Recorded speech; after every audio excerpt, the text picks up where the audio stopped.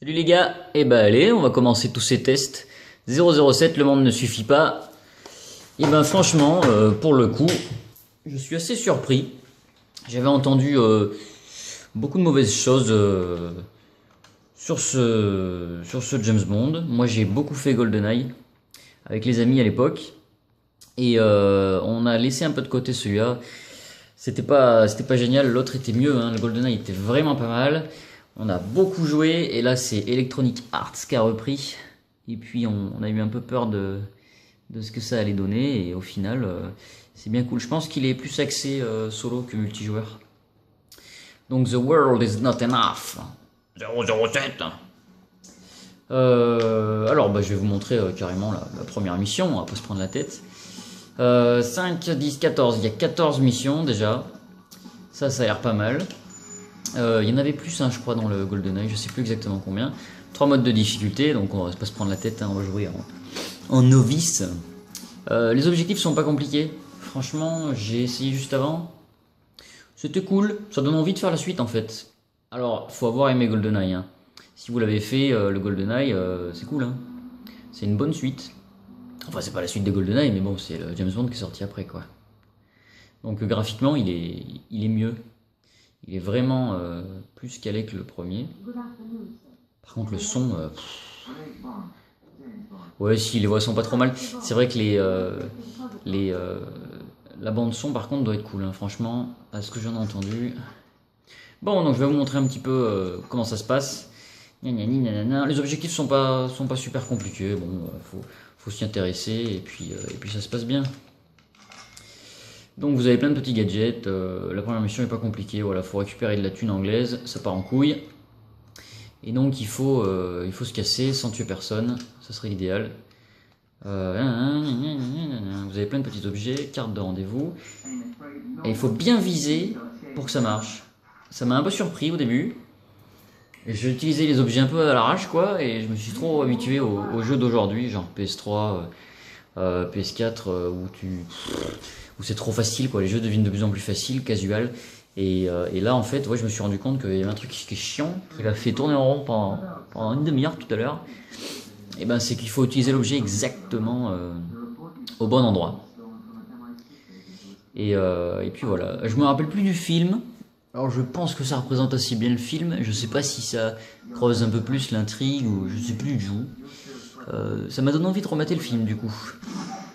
Oh, t'es mort, mon pauvre petit. Donc là, ça part en couille, etc. Pif paf pouf. Alors il y a un truc marrant là, c'est que lui là, il tombe par terre, mais il est pas mort. Si je lui tire dessus, ça fait rien. Par contre, si je lui tire dessus dans 10 secondes, c'est plus pareil. Donc là, il va se relever. Oh là là. Eh ben non, t'es mort. Donc ça, c'était cool. C'était le petit truc qui fait qu'il était invincible. Qu'est-ce qu'il faut faire? Je sais plus. Bon, on va se casser de là.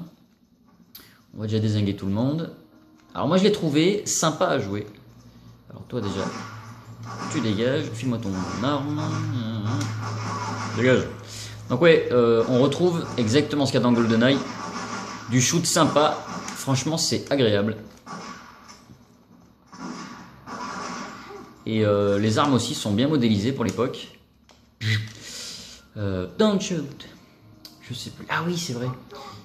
Quoi? Touche dessus. Donc alors il y a un objectif qu'il faut faire bien évidemment pour réussir la mission, c'est faut pas tuer les gentils.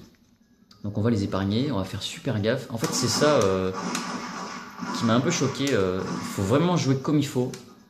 Ça fait longtemps que je joue à des jeux à l'arrache, genre Borderlands et tout. Et là quand tu replonges dans un jeu d'il y a 15 ans, et ben ouais tu te rends compte qu'il fallait faire super gaffe à l'époque. Tu peux pas jouer à l'arrache, sinon tu rates complètement ta mission. Quoi. Toi tu dégages. Là. C'est bon? Non, il y en a encore. Putain, mais il y en a combien? Voilà. Donc par exemple, là, ce que je vous ai expliqué. Faut rester appuyé sur A. Ensuite, il faut appuyer sur B. Et je trouve pas ça très bien foutu en fait. Perce coffre. Putain, je vais y arriver. Et ensuite, il faut viser le coffre et appuyer sur Z. Ouais, j'ai trouvé ça relou en fait. Vraiment relou. Une fois que tu as trouvé, par contre, c'est complètement normal, mais c'est pas très intuitif. Voilà ce que je peux vous en dire. Donc ça c'est les shots, si vous avez jamais envie de faire un petit pipi. Voilà, ça c'est fait. Fallait que je me décharge un peu, j'avais trop de balles.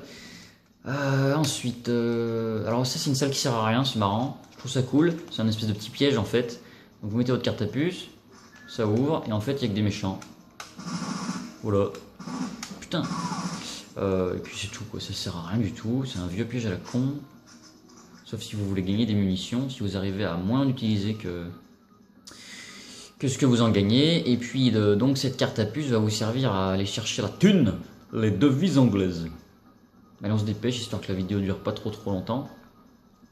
Donc pour l'instant, à vue d'œil, conclusion, le jeu il est pas mal. Franchement, ça donne envie de faire la suite. Merde, je suis con. Carte à puce, là voilà. Hop, bon, j'en suis où maintenant? Gna gna gna gna gna. Ah oui, le décrypteur. Ça donne envie de faire la suite.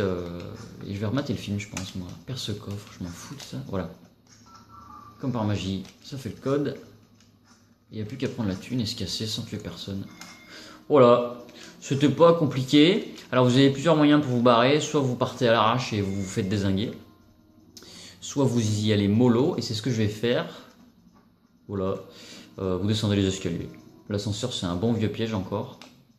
Je trouve ça assez cool d'ailleurs. En ce qui concerne les boutons, là je peux en parler vu que j'ai bientôt fini. A c'est pour changer d'arme. B c'est pour recharger ou utiliser les différentes choses, un bouton d'action.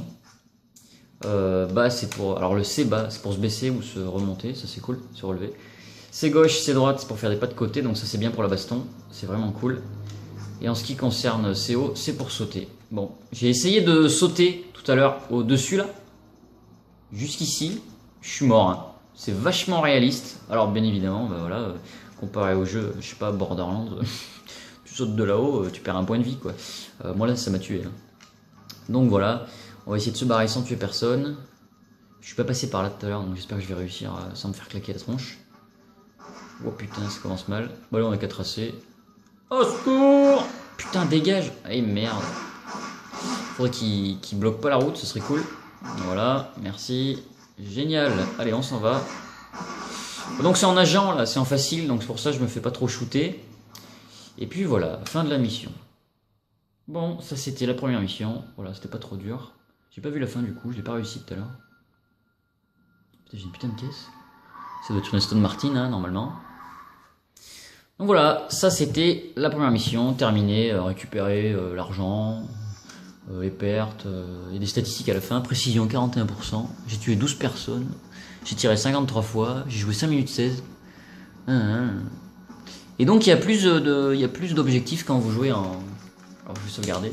Quand vous jouez en agent ou en agent 00, je m'en fous, là, vas-y, sauvegarde, me fais pas chier. Allez, dégage. Continuez. Voilà, j'ai débloqué le deuxième truc. Forge, agent 00. Je sais pas s'il y aura d'autres objectifs, j'en sais rien. Sûrement que oui. C'était comme ça dans GoldenEye. Enfin bref. Je me suis pas trop renseigné, je vous avouerai. Ce que je peux vous en dire, c'est que le monde ne suffit pas, était bien cool. Et qu'il n'est pas très cher. Justement, on va passer à l'ardoise pour le tester maintenant. Et donc pour décrypter un peu plus ce que ça donne. Allez, c'est parti. Et voilà, on termine ce premier test de 007, le monde ne suffit pas. Alors, déjà on va commencer par son rapport qualité-prix. Là, on est début 2015. Moi j'ai fait mon full set en 2014. Ce que j'ai pu constater, c'est que les jeux, ça tourne en moyenne entre 5 et 15 euros, sauf les plus rares. Les petits jeux de sport et les conneries, c'est trouvable en dessous de 5 euros. 007 pour le trouver en dessous de 10 balles, c'est quand même assez chaud. Si quelqu'un vous le vend 5 euros, 8 euros, 10 euros, ça va. 8 euros en loose, c'est bien. Si vous le trouvez complet en bon état, même très bon état, 25 euros, mais maximum quoi. C'est pas le genre de jeu où on met 40 euros quoi. Ça sera pour l'élite ça. Donc rapport qualité-prix, pour 8 euros c'est un bon jeu. C'est cool, il y a moyen de se faire plaisir. Alors faut aimer le FPS hein. Intérêt scénario, alors c'est le jeu qui est tiré du film, donc forcément, faut aimer James Bond, faut aimer les FPS, et si vous avez aimé GoldenEye, c'est une bonne alternative. Carrément, moi j'ai bien kiffé parce que j'avais adoré GoldenEye et y avoir rejoué, ça m'a bien donné envie. Donc intérêt 3 sur 4, graphisme j'ai mis 3,2 tout simplement parce que il est bien foutu, il n'y a pas un gros bond évolutif par rapport à GoldenEye, c'est assez dommage. Mais quand même, il est mieux fait, je trouve. Donc 3,2. Son gameplay c'est pas mal. Alors j'ai trouvé pas cool que les armes au début c'est chiant, faut rester appuyé sur A, appuyé sur B, c'est pas super bien fait les petits gadgets, ils auraient pu faire ça mieux. J'ai quand même mis 3,5 parce que bon, c'est bien foutu. Ça bouge bien, on vise bien, c'est précis et puis on peut vous aider, il y a des options pour les enlever mais c'est bien. Le gameplay est pas mal. La bande son fidèle au film et puis le son passe bien, les bruits des flingues et tout, c'est toujours aussi bien fait. Après, j'ai trouvé que le doublage des voix était tout pourri, quoi. Je sais pas si vous avez vu, au début, on dirait un français qui double de l'anglais, sans accent, c'est trop laid, quoi. Du coup, j'ai enlevé un petit point sur la bande son parce que, bah ouais, les doublages sont pas top, quoi. Point de vue durée de vie, il y a que 14 missions, je sais pas s'il y en a des missions supplémentaires comme dans le GoldenEye. Donc voilà, ça nous fait un 15,7 sur 20, je crois, je vais compter ça. Ouais, c'est ça, un 15,7 sur 20. Donc pour un premier test, ouais, c'était cool à faire. Ouais, 8 euros en loose, ce serait cool de trouver ça. Si vous le trouvez moins cher, prenez-le, c'est une bonne affaire. C'est un jeu qui est quand même bien foutu hein, pour la 64, il est pas mal, hein, d'où sa note.